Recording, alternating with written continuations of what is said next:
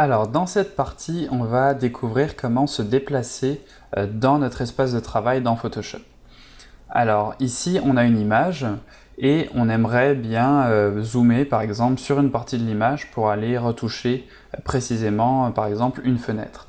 Alors, le premier outil qu'on peut utiliser, c'est l'outil Loop ici. Donc, on va cliquer dessus. On peut également appuyer sur la touche Z. Donc, c'est le raccourci clavier pour accéder à cet outil. Donc là, par exemple, si je sélectionne mon outil de déplacement, j'appuie sur Z et automatiquement je passe avec ma loupe. Par défaut ici on est avec le plus, donc c'est-à-dire que quand on va cliquer et glisser sur notre image, on va zoomer dans l'image. Alors le zoom va se faire en fonction de là où est mon curseur. Donc si je veux zoomer sur la fenêtre ici à gauche par exemple, je place mon curseur au-dessus de la fenêtre, je clique et je glisse, et là vous voyez que ma zone de travail se déplace à l'endroit où j'ai cliqué avec mon curseur. On a ici l'option pour reculer, donc la loupe moins. Donc là, ça va faire la même chose, mais cette fois en reculant. Et on peut également accéder à ces deux options avec un raccourci clavier, c'est-à-dire avec la touche Alt. Donc là, vous voyez que quand j'appuie et que je maintiens la touche Alt, mon curseur change et l'icône ici change en haut. Donc ça me permet de rapidement passer du mode de zoom in au mode de zoom out. Je peux également tout simplement cliquer et glisser dans un sens et dans l'autre. Donc c'est-à-dire qu'en cliquant et en glissant vers la droite, je zoom in, et en cliquant et en glissant vers la gauche, je zoom out. Donc voilà pour le zoom in et le zoom out. On peut aussi choisir de désactiver le zoom défilant, donc c'est-à-dire que par défaut, vous voyez que en cliquant et en glissant, c'est assez interactif. Si je clique ici pour décocher cette option, le fait de cliquer cette fois-ci dans notre image va définir un rectangle de sélection dans lequel on va recadrer donc notre zoom.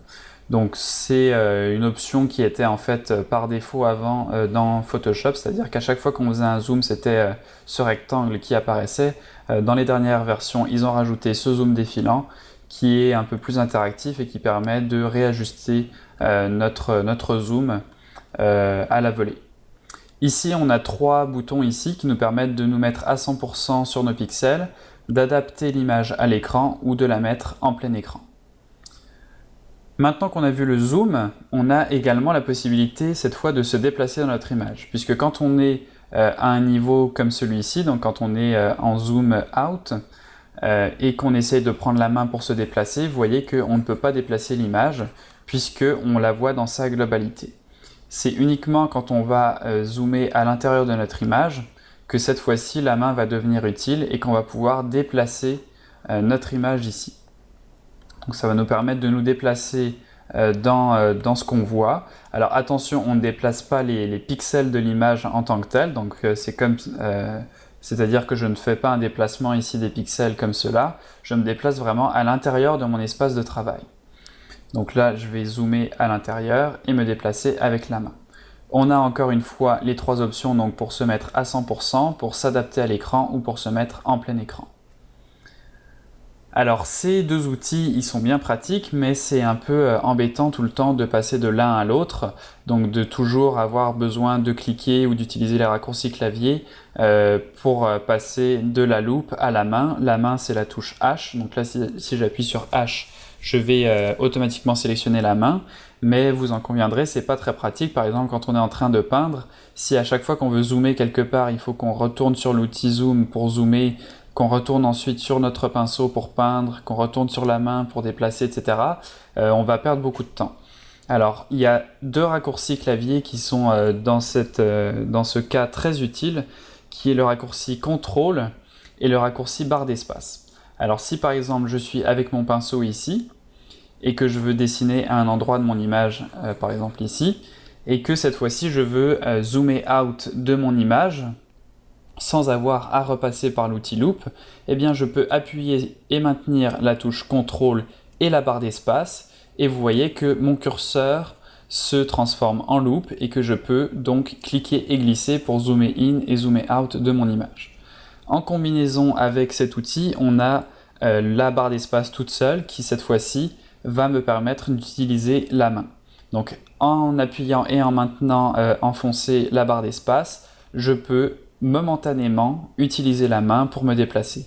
Quand je relâche la barre d'espace, je reviens à l'outil que j'avais précédemment de sélectionner.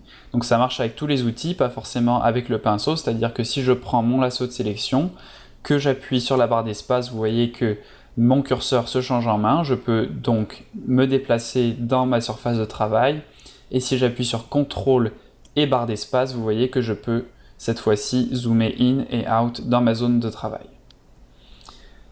Dernière chose, je vous ai dit tout à l'heure, donc si je viens avec la loupe pour me mettre en mode d'adaptation à l'écran, donc c'est-à-dire que ma zone ici remplit tout mon écran, et que je prends la main, vous voyez que je ne peux pas bouger ma zone de travail. Donc c'est quelque chose qui peut être embêtant des fois. Pour remédier à cela, on va passer dans un autre mode de Photoshop en appuyant sur la touche F, qui va en fait nous mettre un peu en mode plein écran. Donc c'est-à-dire que la barre des tâches va disparaître, et cette fois-ci vous voyez que si je clique et que je glisse avec ma main, je peux me déplacer dans ma zone de travail. Donc voilà pour la petite astuce, c'est quelque chose qui des fois est pratique. Moi j'aime bien pouvoir me déplacer librement dans ma zone de travail, donc appuyer sur F pour se mettre en plein écran. Si j'appuie sur F de nouveau, cette fois-ci on va se mettre dans un mode encore plus plein écran, donc c'est-à-dire que toutes les barres d'outils disparaissent et il ne me reste plus que mon image. Et si je rappuie une nouvelle fois sur F, eh bien je reviens au mode par défaut où je ne peux pas cette fois-ci donc déplacer mon image avec la main. Pour finir, on a en dessous de la main, donc si je fais un clic droit sur cette icône ici, je vais pouvoir utiliser l'outil rotation de l'affichage qui va me permettre de faire une rotation de ma vue. Donc ça peut être pratique des fois quand on fait du digital painting pour venir peindre dans une certaine orientation. Je peux cliquer ici sur réinitialiser la vue pour la remettre comme par défaut. Je peux aussi rapidement remettre ma vue par défaut en appuyant sur la touche échappe de mon clavier, ce qui va avoir pour effet de remettre ma vue comme par défaut.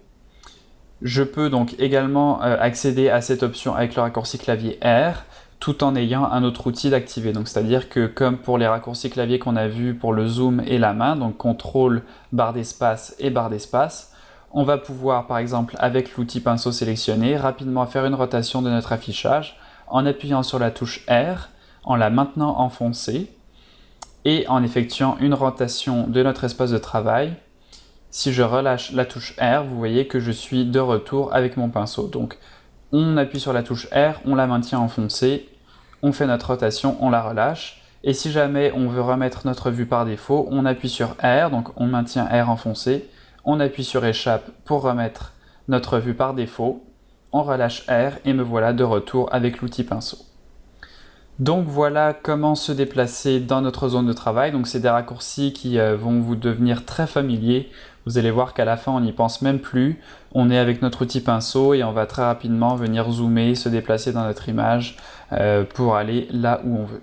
Donc habituez-vous à travailler avec ces raccourcis clavier. Je vous déconseille fortement de passer directement par ces icônes. Vous allez perdre du temps et se déplacer dans notre espace de travail, c'est vraiment le truc qu'on fait tout le temps. Donc vraiment c'est une bonne habitude à prendre que d'utiliser ces raccourcis clavier.